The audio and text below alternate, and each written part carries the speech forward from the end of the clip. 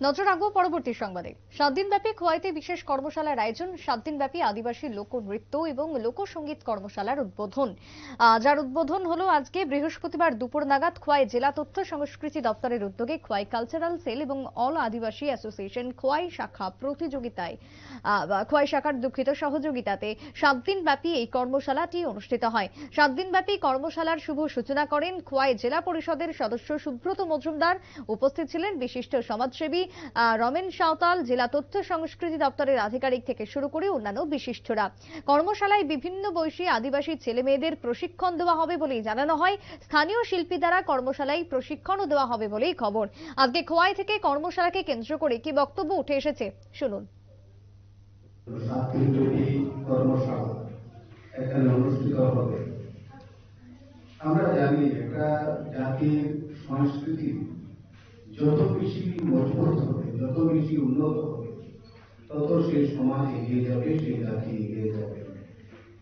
আমাদের বর্তমান সময়ে আমাদের ত্রিপুরা রাজ্যের সরকার সমাজের সর্বস্তরের মানুষের জন্য সবকা সাথ সবকা বিকাশ কে অবলম্বন করে সকল সম্প্রদায়ের মানুষের আর্থসামাজিক উন্নয়নের জন্য কাজ করে চলেছে, শিক্ষার উন্নয়নের জন্য কাজ করে চলেছে, সাংস্কৃতিক কৃষ্টি সংস্কৃতিকে মজবুত করার জন্য কাজ করে চলেছে।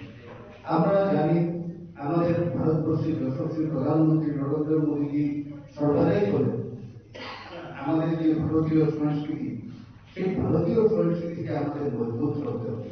ভারতীয় সংস্কৃতি কি সনাতন সংস্কৃতি শুধু নয়, আমাদের যে জাতি ধর্ম বর্ণ নির্বিশেষে বিভিন্ন সম্প্রদায়ের যে কৃষ্টি সংস্কৃতিগুলি যে রয়েছে, যে যুগ যুগ ধরে চলে আসা সেই সংস্কৃতিকে আমরা আরো মজবুত করি।